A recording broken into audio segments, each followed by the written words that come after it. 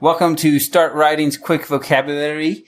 We are going to get started with your first word as soon as the computer cooperates. And the word is gravamen.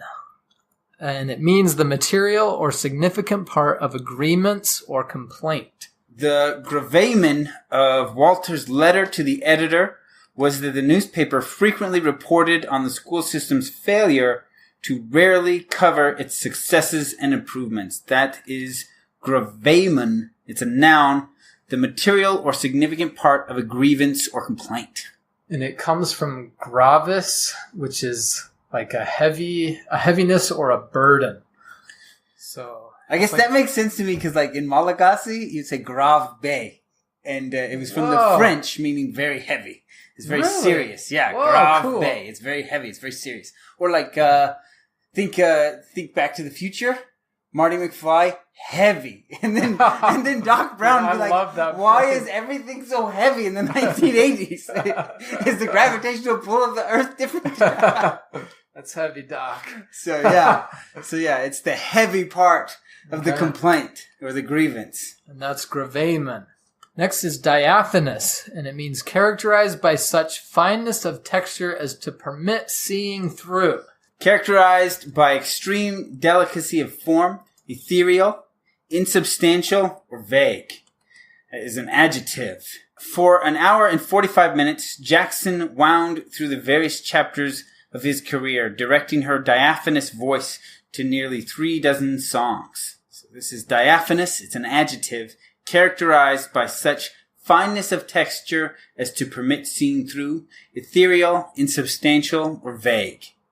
And it comes from the Latin diaphanous, meaning transparent. That's funny. Transparent. That's a synonym they didn't list there, but yeah. Oh, yeah. Yeah, but I mean, that's exactly what that first definition is. Transparent.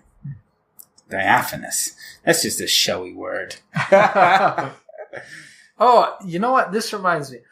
As I was thinking about the vocab that we recorded last time, I, a lot of times, will look up the etymology of a word because I make up tons and tons of words in my books. So many words. Really? So, yeah. I don't remember that in Song-a-Lock. They're in there. The Gymes, I remember that. Yeah, my custom dictionary would just list them all. If you want to look, and there's a lot. Huh. But I will go to the roots of the words and the etymology of like a concept that I'm looking for. Oh, interesting. And then I'll kind of like riff off of that to make up these words. So talk to me about Gymes. So NIMS actually, so GNYMES, is that what I spelled it? Something like that. So NIMS comes from gnomes. Okay. Like just this small, but it's actually, man, it's been a long time since I looked it up. But there's like the 4 Greek elements have elementals linked to that. And I can't remember what the actual Greek elemental is. It might be related to gnome, but I changed it to nim because I wanted it to seem more like a spirit rather than like a tough, hardy. Right.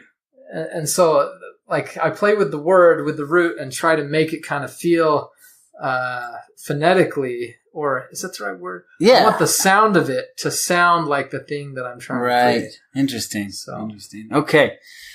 Next word is sustain, which is to provide with nourishment, to keep up or prolong, to support the weight of, to buoy up, or to support as true, legal, or just.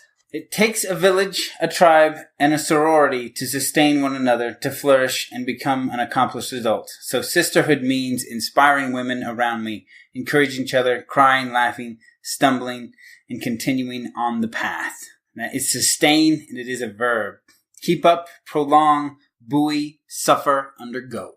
Man, and this one actually has a cool root, which is the second part, tain, which is like, I know in Spanish there's tener, and let's see, what is it? Oh, tenacity. Tenacity is to hold on, right? To stick to something. Okay. And this tain, like in sustain or maintain or obtain, like these are all that holding, and it's different types of holding, which, again, to hold somebody up. Tenacity Yeah. To sustain them. Or to hold yourself up with, in this case of food, sustain, right? Yeah. It sustains you. Huh. Interesting. Anyway, Attain. that's cool. Yep. Tenacity. Maintain. Obtain. There it is. Okay. Contain. There's a bunch of them. I can't think of them all right now. But. Okay, next is Orphic. And it means of or relating to Orpheus, or the rites or doctrines ascribed to him. It also means mystic or oracular. It can also mean fascinating or entrancing. All right. No summer ever came back, and no 2 summers ever were alike, said I with a degree of Orphic wisdom that astonished myself.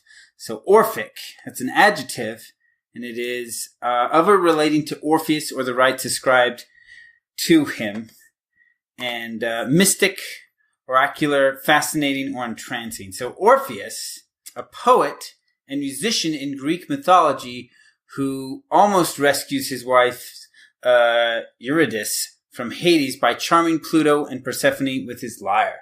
So that's Orpheus. Dang, that's a great story. He almost rescues his wife. So I'm not that familiar with that story. I'm not either. So I'm trying to wrap my head around this first meaning of or relating to Orpheus or the rites or doctrines ascribed to him. What does that even mean in relationship to his story? I don't get it. I guess we need to read the story. Okay, so we think we got it. So when there were shrines containing relics or believed relics of Orpheus, they were called oracles. So the Orphic is then like a prophetic prophecy, right? About the future. That's what they're saying when it's of or relating to the doctrine of Orpheus. That was a tricky one. We had to do some digging to get that one. Orphic, adjective. You say it. I don't get it. Catenate. No, cacinate. Cacinate. And it means to laugh loudly or immoderately. This is a verb. Oh, it's got some onomatopoeia to it. Cacinate. Yeah. As the author read from her newest book, we tried to tune out the spectator cachinnating at the back of the auditorium. Cacinate. It's a verb. To laugh loudly or immoderately. I don't like that use of immoderately. It's just a terrible word.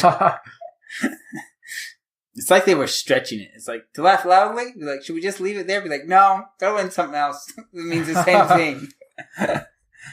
It says that this word may, like, there's a similar word in Latin. It may have created the English word cackle.